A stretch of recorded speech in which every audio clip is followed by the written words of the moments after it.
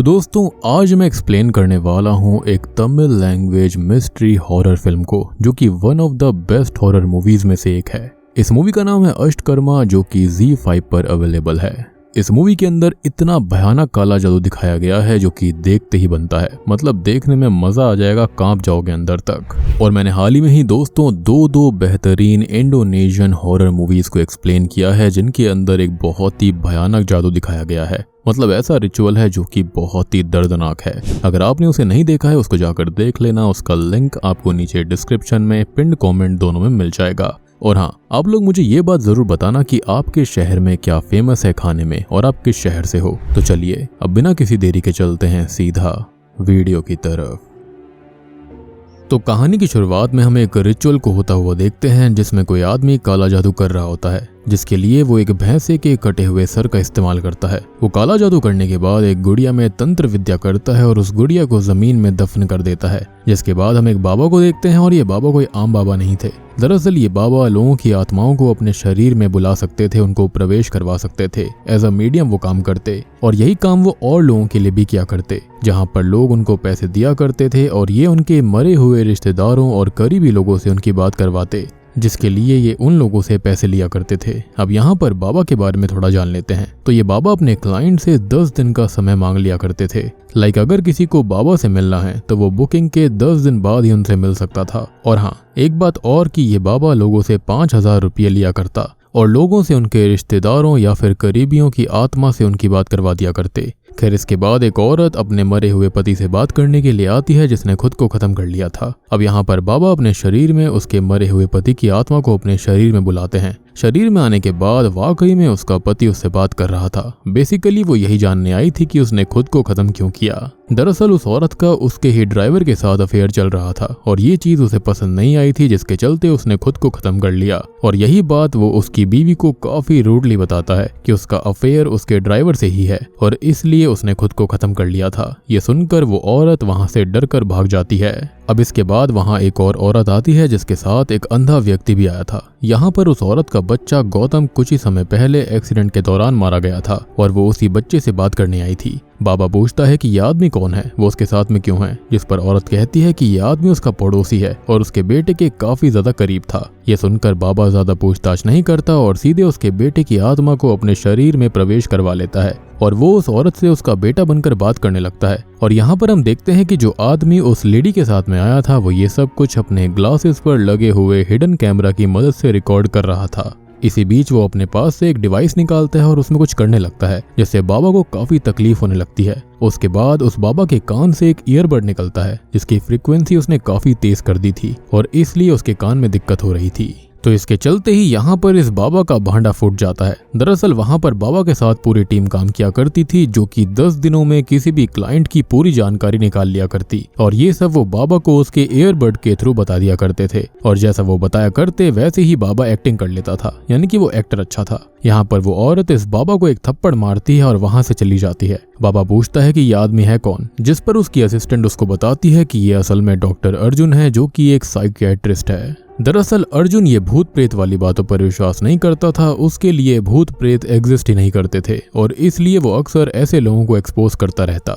खैर, अब scene change होता है, जहाँ पर हमें एक घर दिखाया जाता है, जहाँ पर हम एक प्रेग्नेंट लेडी को देखते हैं, जिसकी एक बेटी भी होती है, जिसका नाम वेदिका था। वेदिका अपने पिता का इंतजार कर रही होती है। तभी उसकी माँ उसको ये कहती है कि उसके पिता को आने में देर हो जाएगी और इसलिए वो सो जाए। जिसके बाद वेदिका अपने रूम में चली जाती है। उधर उस लेडी के पेट में अचानक दर्द होने लगता है, जिसके बाद वो भी अपने रूम में सोने चली जाती है। अब यहाँ पर लाइट्स ऑफ होती हैं, इसलिए वो एक कैंडल को जलाने लगती है। लेकिन तभी वहां पर कोई इंसान आता है, जिसने हाउस गार्ड को मार डाला था। वो उसकी लाश को उसी लेडी के सामने फेंक देता है और फिर उसी गार्ड का गला भी काट देता है। ये देखकर वो लेडी डर जाती है और छुप जाती है कि तभी उसके पास उसकी बेटी भी आ गई थी। वो लोग अंधेरे में छुपे हुए थे, लेकिन तभी वहां पर लाइट्स ऑन हो जाती हैं और वो किलर उनकी तरफ बढ़ने लगता है। और ये किलर और कोई नहीं बल्कि डॉक्टर अर्जुन ही था। यहाँ पर वो उसकी बेटी को मार डालता है कि तभी दिव्या नींद से जाग जाती है। दरअसल ये सारी चीजें अर्जुन उसे हिप्नोटाइज करके पूछ रहा था। अब कुछ लोग ये सोचेंगे कि अगर अर्जुन ही किलर है तो वो उससे ये सब हिप्नोटाइज करके क्यों पूछ रहा था, तो इसका जवाब आपको थोड़ी देर बाद पता चल जाएगा।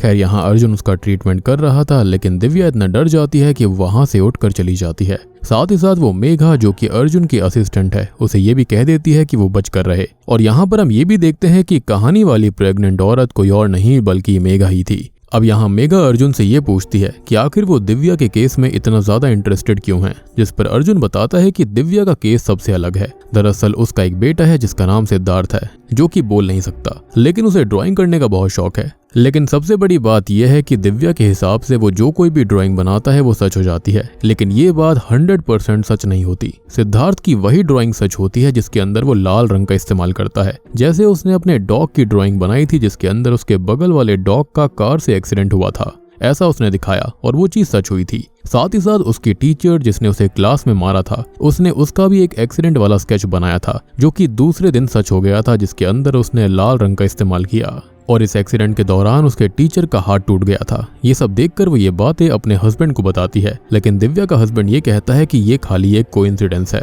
तभी दिव्या बोलती है कि ये कोइंसिडेंस नहीं हो सकता और इतना कहकर वो उससे सिद्धार्थ की ड्राइंग करने की चीजें उससे छीन लेती है और उसे छुपा कर रख देती है ताकि वो ऐसी ड्राइंग दोबारा ना बना पाए। क्या पता, बच्चा है वो कुछ भी बना सकता था, कोई हादसा हो सकता था। अब इन सब से सिद्धार्थ को और भी ज्यादा गुस्सा आने लगता है और शाम को वो अपने पिता पर भी गुस्सा कर देता है। तभी दिव्या अपने हस्बैंड को कहती है कि वो आज सिद्धार्थ को बाहर लेकर जाए, उसका मूड काफी खराब है, लेकिन अगर वो उसे बाहर ले जाएगा तो उसका मूड सही हो जाएगा। उसका हस्बैंड कहता है कि आज उसे काम है और शाम को आकर वो उसे ले जाएगा। उसके जाने के बाद में सिद्धार्थ गुस्से में एक ग्लास जार को फेंक देता है। यहाँ पर दिव्या नोटिस करती है कि सिद्धार्थ सिर्फ अपने डैड से ही गुस्सा है। तभी दिव्या को शक होता है कि बात जरूर कुछ और है। उसे उसके बेटे की एक ड्राइंग बुक मिलती है जो कि श्वेता आंटी के नाम पर बनी हुई थी। दिव्या उस ड्राइंग को देखती है जहाँ पर उसने अपने डैड को श्वेता के साथ बनाया हुआ था, जो कि एक रूम में थे और उसका बेटा दरवाजे के बाहर था। दरअसल उसके हस्बैंड का चक्कर किसी श्वेता नाम की औरत से चल रहा था। दिव्या का हस्बैंड उससे मिलने जाता है और कभी कभी वो अपने बेटे को भी लेकर जाया करता था, क्योंकि उसे पता है कि उसका बेटा ये सब किसी को बोल नहीं पाएगा, लेकिन वो भूल गया था कि वो ड्राइंग बना सकता था। अब ये सब देखकर दिव्या काफी टूट जाती है, क्योंकि उसका हस्बैंड हमेशा कहता था कि उसको काम है, लेकिन असल में उसका अफेयर चल रहा था श्वेता के साथ में। और आज भी दिव्या का हस्बैंड काम के बहाने से श्वेता से मिलने गया था। इधर दिव्या सिद्धार्थ को देखती है जो कि उसके पिता और श्वेता की ड्राइंग बना रहा था। साथ ही साथ वो वहां पर श्वेता के हस्बैंड को भी ड्रॉ करता है जिसमें उसके हाथ में गन है, जहां पर वो श्वेता और दिव्या के हस्बैंड को शूट करता हुआ दिखाई दे रहा था। पहला गन शॉट उसने श्वेता को मारा था जिसके अंदर उसके दिल पर गोली लगी हुई थी। वहीं दिव्या के हस्बैंड को उसने उसके जेनिटल्स पर शूट किया था, यानी कि उसके प्राइवेट पार्ट पर। और ये ड्राइंग बनाते ही ये चीज सच में हो जाती है। अर्जुन की ये बात सुनकर मेघा को यकीन नहीं होता। तब अर्जुन बताता है कि ये सब सच नहीं है। यहाँ पर अर्जुन मेघा को वो डॉग वाली ड्राइंग दिखाता है जिसमें उसके बगल वाले डॉग का एक्सीडेंट हुआ था, लेकिन असल में उस डॉग के साथ ऐसा कभी हुआ ही नहीं। और जो ड्राइंग उसने उसकी टीचर की बनाई थी वो भी असल में सच नहीं हुई थी। तो इसका मतलब ये है कि सिद्धार्थ जो भी ड्राइंग बनाता है वो नॉर्मल होती है, उससे रियलिटी पर कोई फर्क नहीं पड़ता। और अगर ऐसा है तो दिव्या ने अर्जुन को झूठ क्यों कहा था, आपके मन में ये सवाल आया होगा। तो इसका जवाब अर्जुन देता है। दरअसल दिव्या को हेलुसिनेशंस होते हैं जिसके अंदर वो ये सब इमेजिन करती है जैसे उसके बेटे ने ड्राइंग बनाई हो वो सच हो गई हो, या तो फिर उसने ये सब सपने में देखा होगा या फिर उसने हेलुसिनेट किया होगा और सपने में देखी हुई चीज दिव्या सच मान लेती है, क्योंकि उसे पता ही नहीं है कि सपना क्या है और रियलिटी क्या है। वो इन दोनों के बीच में फंसी हुई है। जिसके बाद अर्जुन मेघा को वो ड्राइंग बताता है जो कि सिद्धार्थ ने श्वेता आंटी के नाम से बनाई थी। तो दरअसल ये ड्राइंग सिद्धार्थ ने नहीं बल्कि दिव्या ने खुद बनाई थी, क्योंकि बच्चे इतना सब नहीं सोच सकते। उन्हें इन सब के बारे में, इंटीमेसी के बारे में इतनी नॉलेज नहीं होती, तो उसने इतना सब ड्रॉ कैसे कर लिया। तो इसका सिंपल सा आंसर है कि श्वेता वाली ड्राइंग खुद दिव्या ने बनाई, क्योंकि उसने पहले की 2 ड्राइंग्स का प्रूफ दिया था कि ये उसके बेटे ने बनाई थी, लेकिन श्वेता वाली ड्राइंग का उसने कोई भी प्रूफ नहीं दिया, जिसका मतलब साफ है कि वो ड्राइंग दिव्या ने खुद बनाई। यानी कि डॉग वाली ड्राइंग और एक्सीडेंट वाली ड्राइंग तो यहाँ पर पक्का सिद्धार्थ ने बनाई थी, लेकिन तीसरी वाली जिसके अंदर श्वेता के साथ उसके पति का अफेयर चल रहा था उसके बारे में उसने कोई सबूत नहीं दिया, जो कि साबित करता है कि श्वेता वाली ड्राइंग यहाँ पर दिव्या ने बनाई थी। और रही बात उस कहानी की जो कि दिव्या ने हिप्नोटाइज होते हुए अर्जुन को बताई थी, जिसके अंदर अर्जुन खुद सीरियल किलर था, तो दरअसल वो चीजें भी दिव्या इमेजिन कर रही थी। असल में ऐसा कुछ हुआ ही नहीं था। यहाँ मेघा पूछती है कि दिव्या ने जाते वक्त उसे संभल कर रहने को क्यों कहा, जिस पर अर्जुन बताता है कि जो स्टोरी दिव्या ने सुनाई थी हिप्नोटाइज होते हुए, उसमें वो प्रेग्नेंट औरत और कोई नहीं बल्कि मेघा खुद थी। उसने मेघा को उसके अंदर इमेजिन किया था और किलर के रूप में अर्जुन को, और ऐसा इसलिए है क्योंकि दिव्या ने आखिरी टाइम उन दोनों को ही देखा था और इसी कारण से उसने उन दोनों को अपनी स्टोरी में हिप्नोटाइज होते वक्त इमेजिन कर लिया। दरअसल दिव्या जैसे लोग कोई भी स्टोरी या फिर अगर फिल्म देखते हैं या फिर कोई सपना देखते हैं तो उनका सबकॉन्शियस माइंड उसे रियल मानने लगता है। इसका मतलब दिव्या ने ये किलर वाली स्टोरी कहीं पर पढ़ी होगी या फिर इसके बारे में उसने अपने सपने में देखा होगा, जिसके बाद उसने इस कहानी को असली मान लिया। इसलिए दिव्या अर्जुन से इतना डर रही थी क्योंकि उसकी नजर में वो एक किलर था। जिसके बाद में अर्जुन मेघा को बताता है कि आज उन्हें एक रियलिटी शो में जाना है जहां पर दो लोगों के बीच में डिबेट होगा, एक जो भूत प्रेत को मानते हैं और दूसरे जो इन सब चीजों को नहीं मानते। और इतना कहने के बाद वो दोनों ही उसी रियलिटी शो में चले जाते हैं जहां पर अर्जुन और मेघा भूतों को ना मानने वालों में बैठे हुए थे और दूसरी तरफ भूतों को मानने वाले लोग थे, जिसके अंदर ऑलमोस्ट सभी बाबा थे।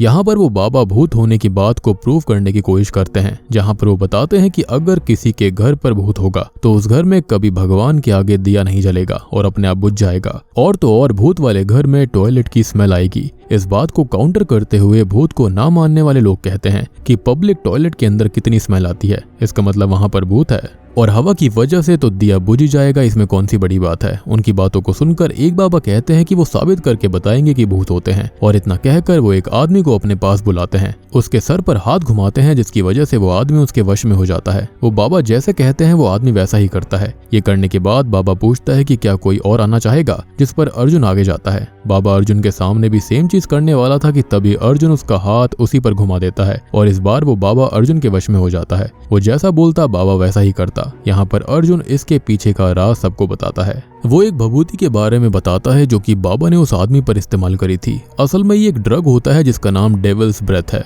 जिसका इस्तेमाल करने के बाद लोग अपना होश खो देते हैं, और ये ड्रग पूरी दुनिया में बैंड है, लेकिन स्टिल कुछ लोग इसका इस्तेमाल करके लोगों को बेवकूफ बना रहे हैं, जैसे कि ये बाबा। यहाँ पर अर्जुन भूत प्रेत की रियलिटी बताता है। वो बताता है कि एक सर्वे हुआ था 2014 में, जहाँ पर पता चला कि 45% लोग भूत प्रेत को मानते हैं और 55% नहीं मानते। तो इसमें जो 45% लोग हैं उनमें से 90% लोगों ने आज तक भूतों को देखा ही नहीं है, उन्हें बस सुनी सुनाई बातों पर विश्वास है। और उन 45% में से 5% ये लोग हैं, ये बाबा, मौलवी और प्रीस्ट, भूतों को अलग अलग रिलीजन में अलग अलग नाम से जानते हैं, जैसे हिंदू में आत्मा, ईसाई में डेविल, मुस्लिम में शैतान या फिर जिन। इसका मतलब ये धंधा हर धर्म के लोग करते हैं, जहाँ पर वो लोगों को बेवकूफ बनाते हैं। और रही बात बचे हुए 5% लोगों की, तो वो 5% लोग अर्जुन जैसे साइकियाट्रिस्ट के पेशेंट्स हैं। इसका मतलब या तो वो मेंटल हैं या फिर दिमागी हालत से थोड़े से कमजोर हैं, जिसके चलते वो ये सब सच मानते हैं। तभी यहाँ पर एंकर एक स्पेशल गेस्ट को बुलाती है जिनका नाम डॉक्टर शिव कुमार था,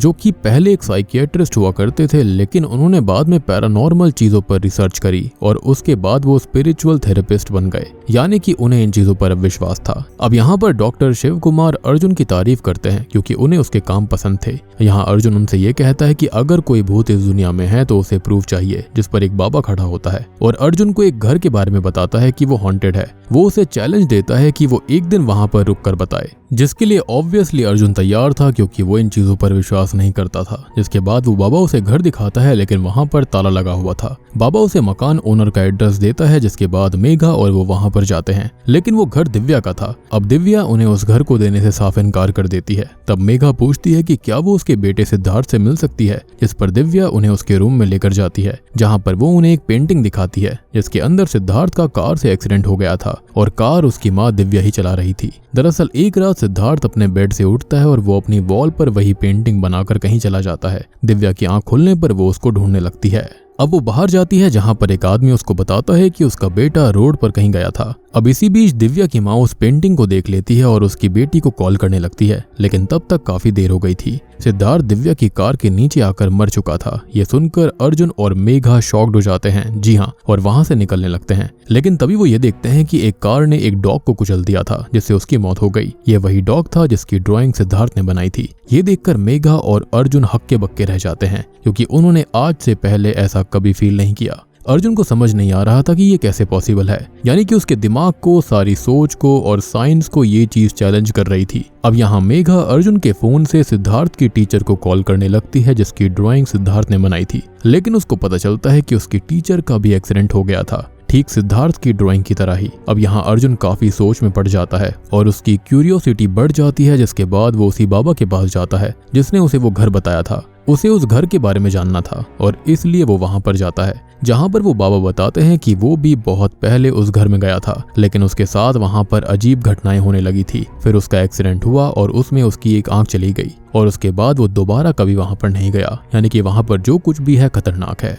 अब इसके बाद एक कार्तिक नाम का डायरेक्टर जो कि एक हॉरर फिल्म की स्क्रिप्ट लिख रहा था, लेकिन उसे आइडिया के लिए वही घर चाहिए था, इसलिए वो बाबा के पास आया और तब बाबा ने उसे उस घर की चाबी 1 हफ्ते के लिए दी थी और साथ ही साथ उसने उसे संभल कर रहने को कहा था। जिसके बाद कार्तिक अपने असिस्टेंट के साथ उस घर में गया, जहाँ पर एक भैंसे का सर दीवार पर टंगा हुआ देखकर वो डर जाते हैं। खैर इसके बाद वो दोनों स्क्रिप्ट लिखने बैठ जाते हैं, जहां पर उसका एक दोस्त सतीश अपनी गर्लफ्रेंड अनीता को लेकर उस घर में आता है। उसे उसने इसलिए बुलाया था ताकि उसे कुछ कंटेंट मिल जाए। जिसके बाद कार्तिक सतीश को एक बेडरूम दे देता है और यहाँ पर वो दोनों इंटीमेट होने लगते हैं। इधर कार्तिक को उन दोनों की वजह से काफी आइडियाज आते हैं जिन्हें वो लिख देता है। अब इधर सतीश और अनीता साथ में होते हैं, जहां पर सतीश जो होता है वो सोया हुआ था, लेकिन तभी अनीता का कोई गला दबाने लगता है। अनीता चिल्लाने लगती है और तभी उसकी आवाज सुनकर कार्तिक वहां पर आ जाता है और वो उससे पूछता है कि क्या हुआ, जिस पर अनीता उसे पूरी बात बताती है। कार्तिक अनीता को थोड़ा आराम करने के लिए कहता है। इसके बाद बाहर आकर कार्तिक ये बातें बाबा को बताता है और ये भी कहता है कि जो कुछ भी अनीता के साथ हुआ वो उसने कुछ समय पहले ही स्क्रिप्ट में लिखा था।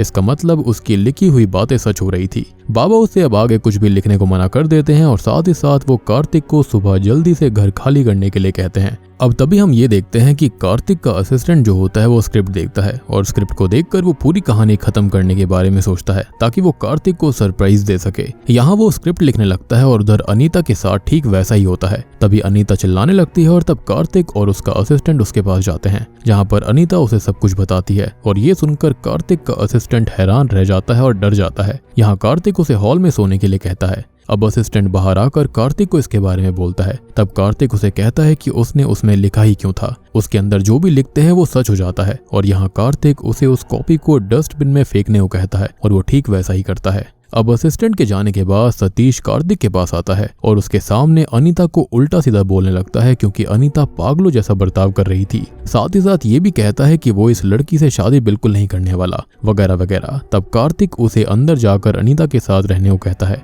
लेकिन सतीश ऐसा नहीं करता। अब यहाँ सतीश जो होता है वो डस्टबिन के अंदर वही स्क्रिप्ट देखता है और वो सोचता है कि उन्होंने ये स्क्रिप्ट अनीता की बातों से कॉपी करके लिखी होगी। खैर यहाँ पर स्क्रिप्ट का कोई भी क्लाइमैक्स नहीं था, इसलिए वो स्क्रिप्ट का क्लाइमैक्स लिख देता है जिसके अंदर अनीता को कार्तिक ने जान से मार दिया था। और जैसे ही वो ये सब लिखता है तभी कार्तिक सच में अनीता को मार डालता है और उस दिन के बाद से कार्तिक जेल में है। ये सुनकर अर्जुन डॉक्टर शिव कुमार से मिलने जाता है, जहाँ पर वो उसे उस घर के बारे में बताता है, जिस पर डॉक्टर शिव कुमार उनसे ये कहते हैं कि जरूर उस घर पर जादू घुमाया गया है। तब मेघा उससे ये पूछती है कि इसका क्या मतलब है, जिस पर डॉक्टर शिव कुमार उन्हें काले जादू से जुड़ा हुआ सारा कॉन्सेप्ट बताते हैं। वो बताते हैं कि काले जादू के पीछे भी एक साइंस होता है। इंसान के शरीर को 3 हिस्सों में बांटा जा सकता है। पहला जो आता है वो शरीर होता है जो कि विजिबल फॉर्म में है, दूसरा ऑरा फॉर्म होता है और तीसरा आत्मा होती है। ऑरा असल में इंसान की केंद्रीय ऊर्जा होती है और आत्मा के बारे में सबको पता ही है। जैसे किसी को बॉडी से रिलेटेड प्रॉब्लम होती है वो डॉक्टर के पास जाता है,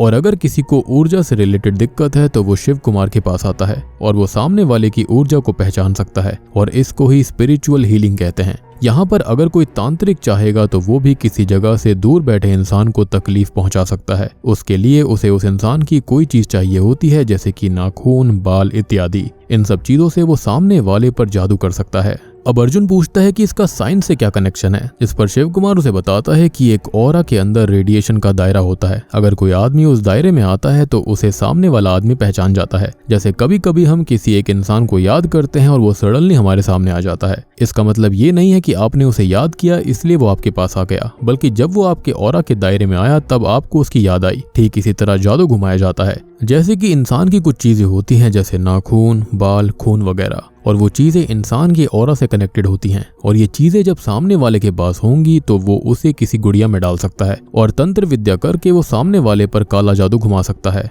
और इससे होता यह है कि वो गुड़िया ऑरा से कनेक्टेड हो जाती है, जिससे अगर उस गुड़िया को सुई चुभाई जाएगी तो वो सामने वाले पर भी असर करेगा। यहाँ पर मेघा शिव कुमार से पूछती है कि इन चीजों की खोज कब हुई थी, जिसके अंदर वो बताता है कि ये चीजें भी उनके वेद में लिखी हुई हैं, जिसमें अथर्ववेद में अष्टकर्मा नाम का पाठ है जिसके अंदर तंत्र विद्या का जिक्र करा गया है। ये सुनकर मेघा पूछती है कि क्या वेदों के अंदर भी गलत काम करने की चीजें लिखी हुई हैं, जिस पर शिव कुमार बताता है कि वो इसके बारे में गलत समझ रही है। अब जिस तरह से कुछ चीजें अच्छे कामों के लिए इस्तेमाल होती हैं उसी तरह से उनका बुरे काम में भी इस्तेमाल करा जा सकता है। अब जैसे कि कई लोग नींद की गोली भी खाते हैं नींद लाने के लिए, लेकिन उसका गलत इस्तेमाल ये होगा कि उसकी मात्रा को बढ़ा दो, किसी को खत्म कर दो। तो हर चीज का पॉजिटिव है और नेगेटिव भी है, डिपेंड करता है कि आप उसका कैसे इस्तेमाल करते हो। अब इसी तरह पुराने समय में जब कोई राजा दूसरे देश पर कब्जा करता था तब उसे पता होता था कि यहाँ की प्रजा उसके फेवर में इतनी आसानी से नहीं रहेगी और राजा को इसका डर बना रहता था कि यहाँ की प्रजा उसके खिलाफ कोई षड्यंत्र न रच दे, और इसलिए किसी महान साधु के पास जाया करते थे जो कि राजा को एक वशीकरण बूटी दिया करते थे, जिसको वो प्रजा के खाने में मिला दिया करता, जिससे प्रजा उसके फेवर में हो जाती थी। अब यहाँ पर अर्जुन ये पूछता है कि क्या इसका मतलब यह है कि उसकी पेशेंट दिव्या के ऊपर भी काला जादू करा गया है। शिव कुमार उससे ये कहता है कि अगर वो उसे यहाँ पर ले आए तो वो उसको देखकर बता देगा। ये सुनकर वो बिना देर किए हुए दिव्या को लेने चला जाता है। वो वहाँ पर उसे डॉक्टर शिव कुमार के बारे में सब बताता है, जिसके बाद दिव्या उनके साथ चलने को राजी हो जाती है। यहाँ डॉक्टर शिव कुमार उसे चेक करता है, जहाँ पर उसे चेक करने पर पता चलता है कि उस पर किसी ने उसके परिवार पर काला जादू घुमाया है और ये कोई आम जादू नहीं है और इसे कोई आम तांत्रिक नहीं कर सकता। जिस तांत्रिक को इसकी पूरी जानकारी है वही इसे कर सकता है। इस जादू को अफ्रीका में किया जाता है जिसका नाम एनिमिज्म है, जिसके अंदर असल में भैंसे की बलि चढ़ाई जाती है और उसके सर पर तंत्र विद्या करी जाती है। और आपको याद होगा कि दिव्या के पुराने घर पर जहाँ पर कार्तिक स्क्रिप्ट लिखने गया था वहाँ भी एक भैंसे का सर दीवार पर टंगा था, जिसका मतलब वहाँ पर ही जादू हुआ है। और आपको ये भी याद होगा कि शुरुआत में कोई ऐसा जादू कर भी रहा था। खैर ये जादू इतना खतरनाक होता है कि इसका असर आने वाली पीढ़ियों तक भी होता है और इससे आगे की जो पीढ़ियां होती हैं वो लोग मरते जाते हैं और ये तब तक चलता रहता है जब तक कि पूरी ब्लड लाइन ही खत्म ना हो जाए,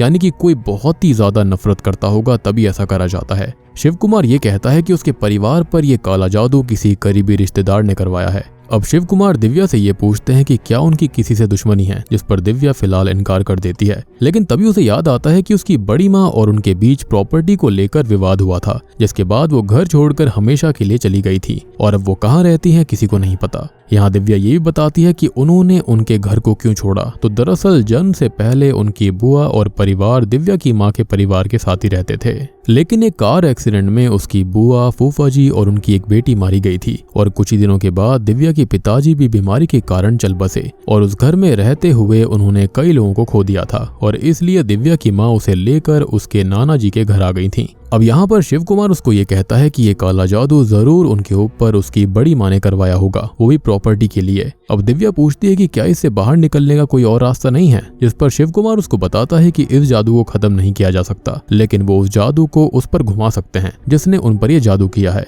यहाँ पर उसके लिए उन्हें जादू करवाने वाले के नाखून, बाल या फिर खून चाहिए होगा। अगर वो मिल जाता है तो वो ये कर सकते हैं। और दिव्या को बस ये पता लगाना था कि उनके पुराने घर पर वो भैंसे का सर किसने रखा था। और एक और बात मैं आपको बताना चाहूंगा कि जो दिव्या का ये वाला घर है उसके ऊपर इस तरह से जादू करा गया है कि वहां पर जो भी जाता है उसके साथ बुरा होता है और वहां पर वही रुक सकता है जिसने ये जादू किया होगा। और एक और बात, दिव्या का परेशान होना, उसका हेलुसिनेशन करना, ये सब उसी काले जादू की वजह से था, क्योंकि वो भी उसी ब्लड लाइन में थी, इसलिए उसे भी ऑब्वियसली तकलीफ रहती है और उसका बेटा भी इसी वजह से मारा गया होगा। वो काफी परेशान होगा, इसलिए उसने एक दिन अपनी माँ के हाथों अपनी मौत कबूल कर ली होगी, वो ड्राइंग बनाकर। खैर यहाँ पर शिव कुमार उनसे कहता है कि अगर वो उस घर से भैंसे का सर निकाल दें तो वहाँ पर कोई भी रह सकता है, लेकिन उस भैंसे का सर उन्हें निकालने के बाद नष्ट करना होगा, वरना उसका असर उल्टा हो सकता था और जादू का असर पलटने के लिए उन्हें उसी इंसान के बाल चाहिए होंगे जिसने ये जादू किया है या फिर करवाया है। इससे ये जादू सामने वाले पर पलट जाएगा। जिसके बाद दिव्या और अर्जुन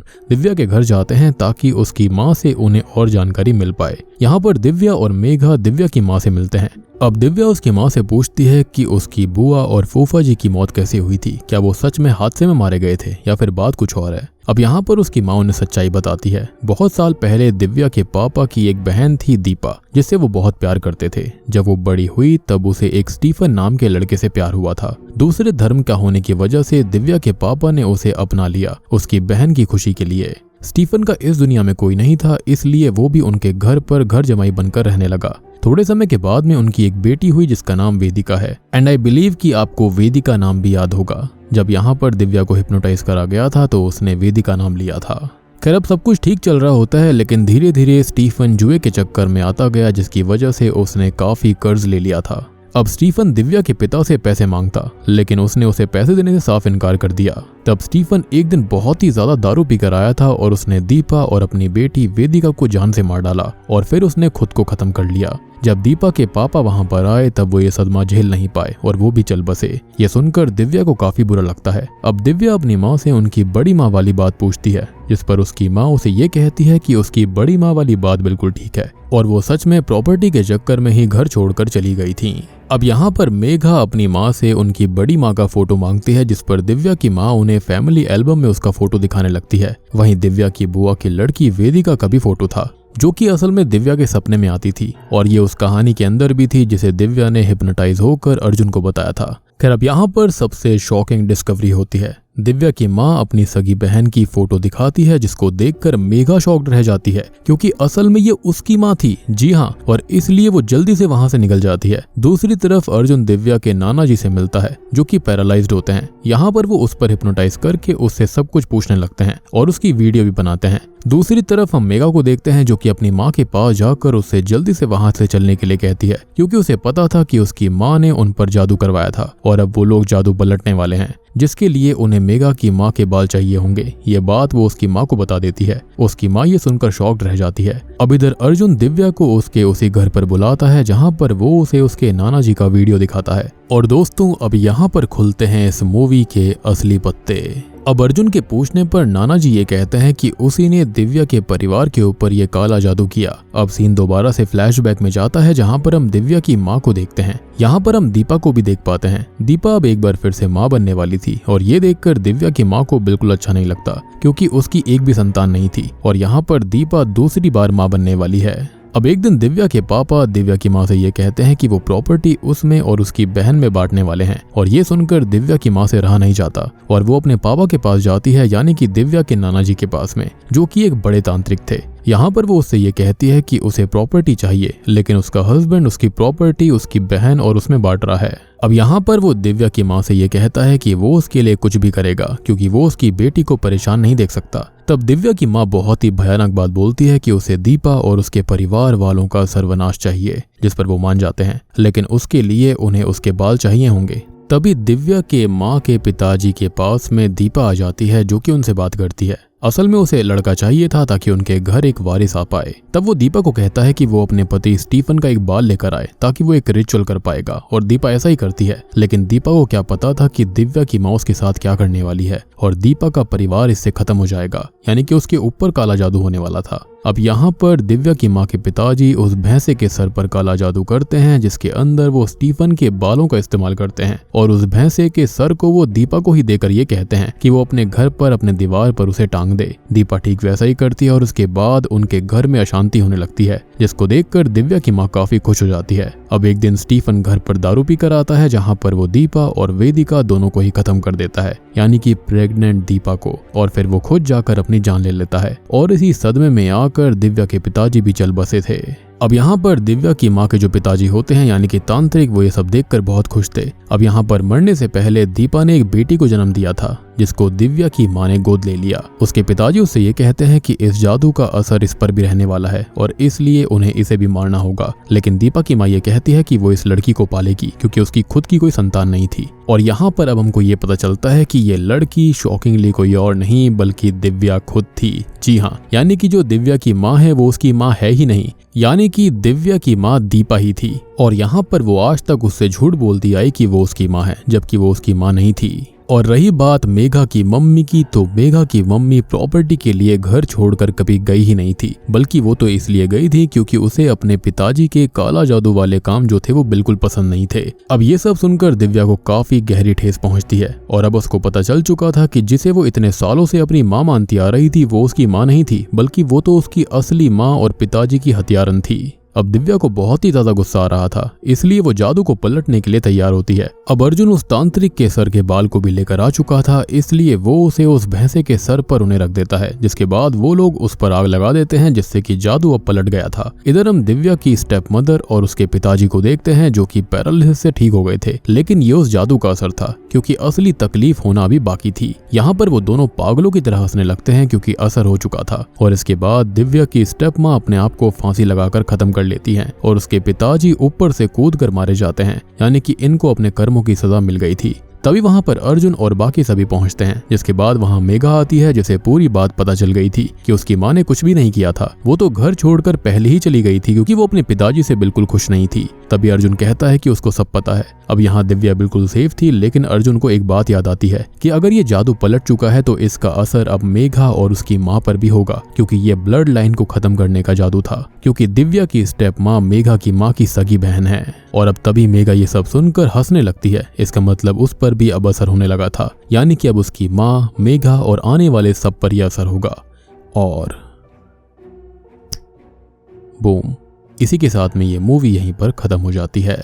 तो दोस्तों, ये थी तमिल हॉरर मिस्ट्री फिल्म अष्टकर्मा की कहानी। उम्मीद करता हूँ कि आपको पसंद आई होगी। तो देखो इसके अंदर हुआ क्या है। तो दीपा जो होती है ना, उसकी भाभी उससे बहुत ही ज्यादा चिढ़ा करती थी क्योंकि उसका एक बच्चा ऑलरेडी हो गया था, यानी कि वेदिका, और उसके पेट में दूसरा बच्चा था जो कि थी दिव्या। अब इसके चलते दीपा की भाभी, जो कि आज तक दिव्या की माँ होने का नाटक कर रही थी, वो अपने पिताजी के पास इस चीज को लेकर जाती है क्योंकि उसको प्रॉपर्टी चाहिए थी और उसके पति प्रॉपर्टी को दीपा और उनमें बराबर बराबर बांटना चाहते थे, और ये उसको बिल्कुल भी गवारा नहीं था। और सबसे बड़ी बात कि जो दीपा की भाभी थी, उसके पिताजी बहुत बड़े तांत्रिक थे, काला जादू जानते थे, और उन्होंने ही ये सर कटे भैंसे वाला काला जादू दीपा के ऊपर कर दिया था, जिससे हुआ ये कि स्टीफन का दिमाग घूम गया था, जिसके चलते उसने ही अपनी बीवी यानी कि दीपा और वेदिका को मार दिया। लेकिन हुआ ये कि दीपा ने मंड से पहले दिव्या को जन्म दे दिया था, जिसको आज तक दीपा की ही भाभी पालती आ रही थी, और बेचारी दिव्या आज तक अपने मामा मामी को ही अपने माँ बाप समझती आ रही थी, जबकि उसकी खुद की असली मामी ने उसकी जिंदगी तबाह करी थी। और जब ये सब देखा दीपा के भाई ने, तो उन्होंने खुद को ही खत्म कर लिया था। अब देखो यहाँ पर अल्टीमेटली हुआ ये कि जो दीपा की भाभी थी उसको सारी प्रॉपर्टी इनडायरेक्टली मिल गई थी, और यही रीजन था कि वो और उसका बाप आज तक ये नाटक करते आ रहे थे दिव्या के साथ में। लेकिन अंत में इसका भुगतान दिव्या की बड़ी मामी जी और उसकी बेटी मेघा को भी सहना पड़ा, क्योंकि अल्टीमेटली वो भी उनकी ही ब्लड लाइन के थे।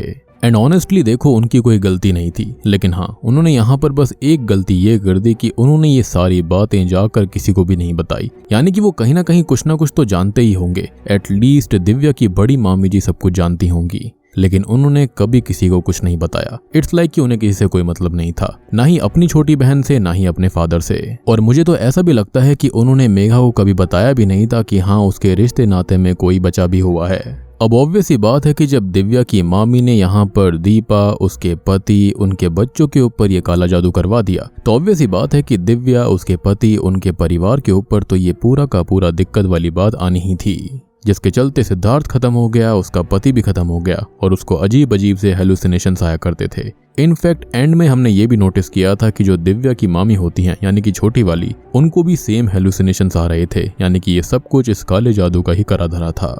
तो उम्मीद करता हूँ कि आपको अब सारा कॉन्सेप्ट क्लियर हो गया होगा। और शुरुआत में जो तांत्रिक थे, जो काला जादू कर रहे थे, वो कोई और नहीं बल्कि वो दिव्या की मामी के ही पापा थे। और एक और इंटरेस्टिंग चीज कि यहाँ पर मेघा और दिव्या आपस में बहने लगती हैं। खैर अब देखो, मूवी के एंडिंग सीन में लिखा हुआ था कि टू बी कंटिन्यूड, तो हो सकता है कि इसका पार्ट 2 भी आ सकता है, और वहां पर हो सकता है कि और भी ज्यादा असली पत्ते खुलेंगे। तो उम्मीद करता हूं कि आपको ये मूवी कॉन्सेप्ट अच्छा लगा होगा। मुझे तो मूवी पर्सनली काफी इंटरेस्टिंग लगी। बाकी आप लोग बताना कि आपको कैसी लगी है। तो वीडियो पसंद आई हो तो लाइक कर देना, चैनल के ऊपर नए हैं तो सब्सक्राइब कर लीजिए। और हाँ, आप लोग ये जरूर बताना कि आप किस शहर से हो और आपके वहां पर क्या खाने में फेमस है। तो मैं आप सबको मिलता हूँ अगली वीडियो के साथ में, तब तक के लिए stay